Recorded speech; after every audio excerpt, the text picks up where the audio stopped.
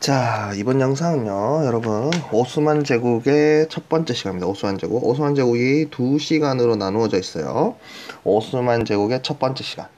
자, 13세기죠, 13세기. 자, 그 전에 한번 복습을 해보면요.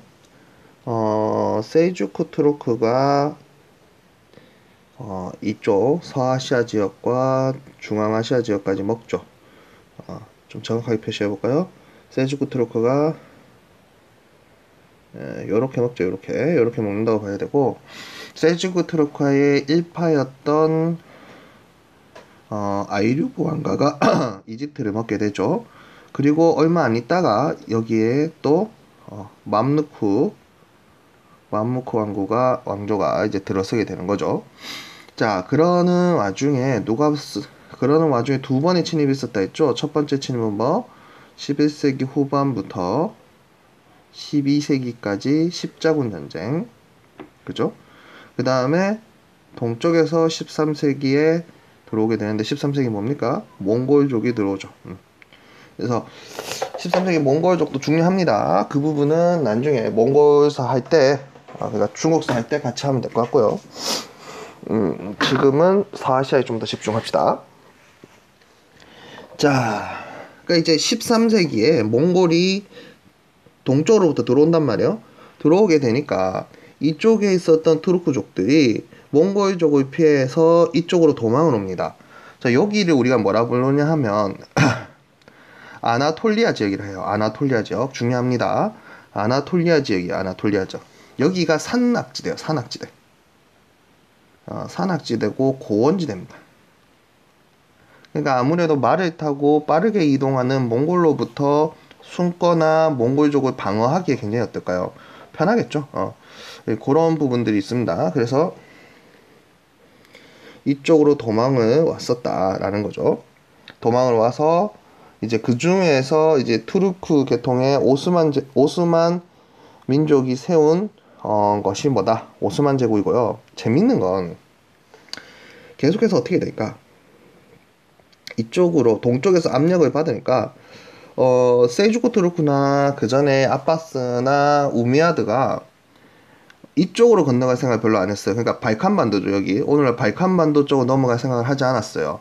근데 오스만 제국은 이쪽에서의 계속 그 몽골족의 압력이 있으니까 자연스럽게 발칸반도로 많이 넘어가게 돼요.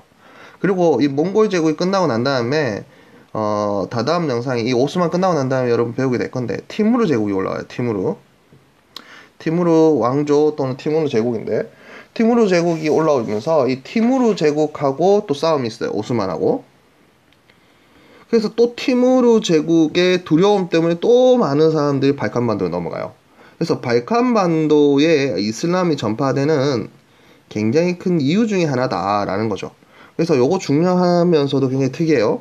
오스만은 발칸반도 지역을 대부분 차지하면서 술탄이 됩니다.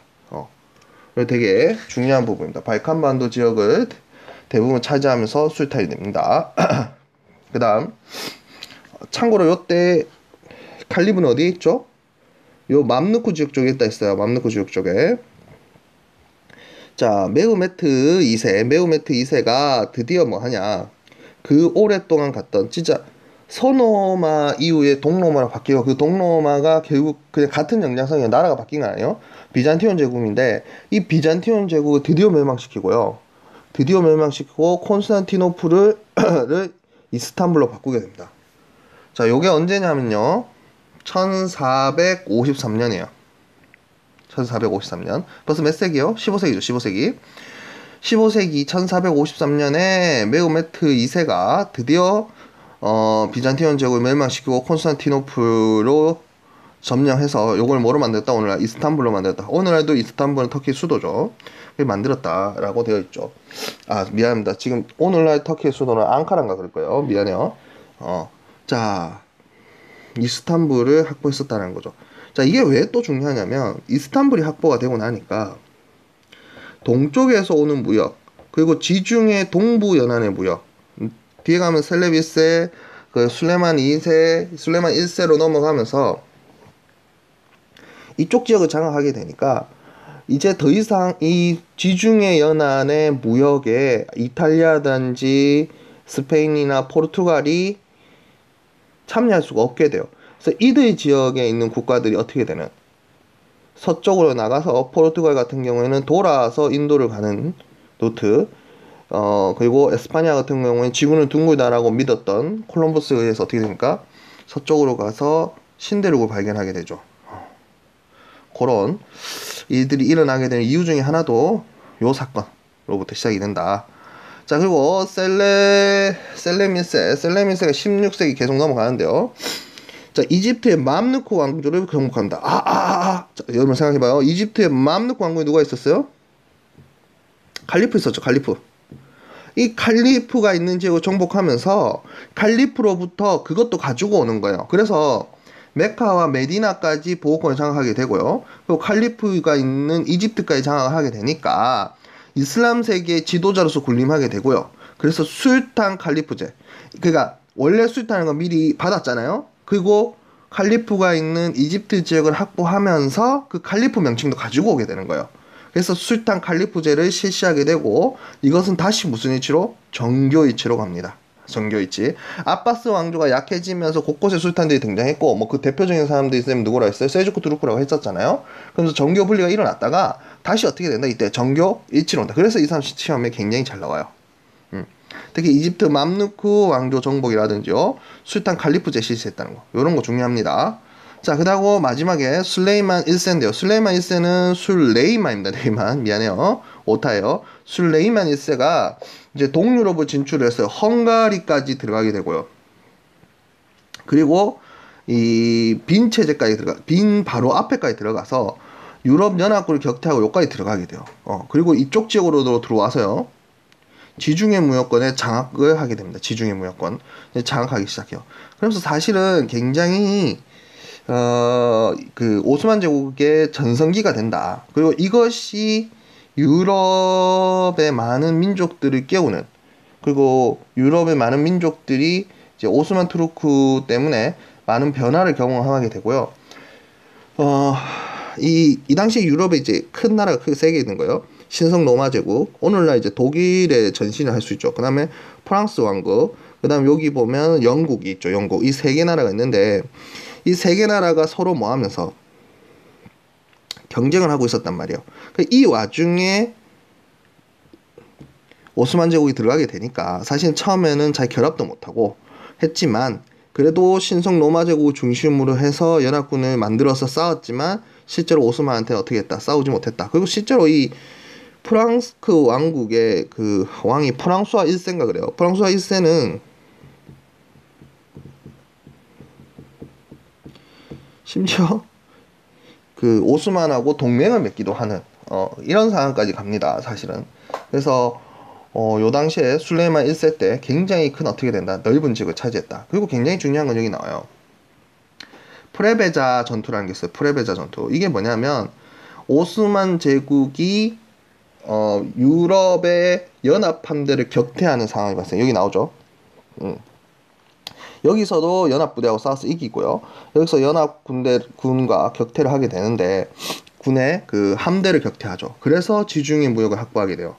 근데 사실은 그걸로부터 얼마 안 있죠. 한 30년 뒤인가요? 30년 뒤에 에스파니아하고 오스만하고 싸워요.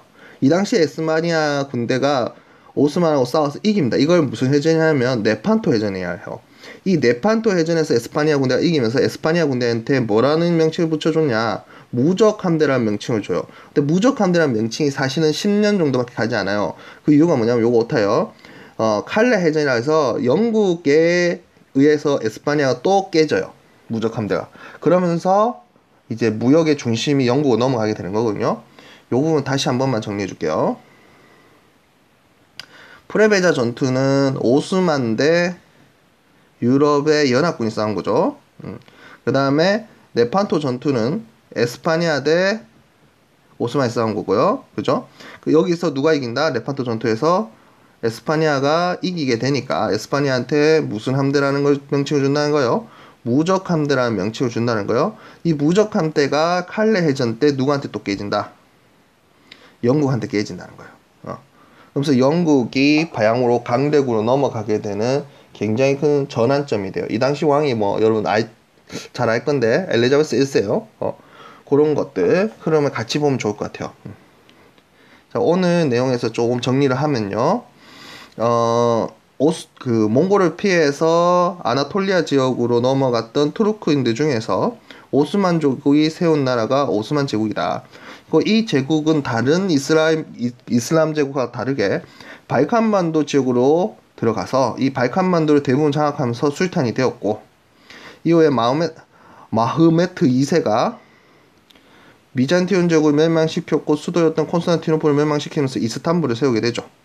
그 다음에 셀렘 1세가 이집트의 맘루크 왕조를 정복하고, 그리고 메카와 메디나를 가지면서 맘루크에 있었던 칼리프로부터 칼리프 명칭까지 가지고 오면서 술탄 칼리프제를 실시하게 되고 정교 일치로 갔다. 그 다음에 술레이만 1세는 동유럽으로도 진출해서 유럽연합국을 격퇴했고, 그 다음에 프레베자 전투에서도 유럽연합 함대를 격퇴시켰다. 요 부분 좀 빡세죠. 좀 힘들어요. 근데 한번 정리를 해놔야 돼요. 특히 마흐메트 2세는 생각보다는 시험이 잘 안 나와요. 중요하긴 한데 의외로 중요한 건 셀렘 1세. 그리고 좀 어렵게 나오면 누가 나오냐? 술레이만 1세요. 셀렘 1세가 훨씬 더 좀 잘 나와요. 특히 술탄 칼리프제 실시했다는 게 굉장히 중요하죠. 그래서 오스만 제국은 보다시피 19세기까지 가잖아요. 그죠? 세계 1차 대전, 그러니까 그 전부터 거의 대부분 이제 붕괴가 되는데, 세계 1차 대전 이후에 거의 가속화를 밟았다. 이렇게 보면 거의 맞습니다. 알겠죠? 그건 나중에 가서 우리가 정리를 하도록 합시다. 오늘 영상 여기까지 할게요.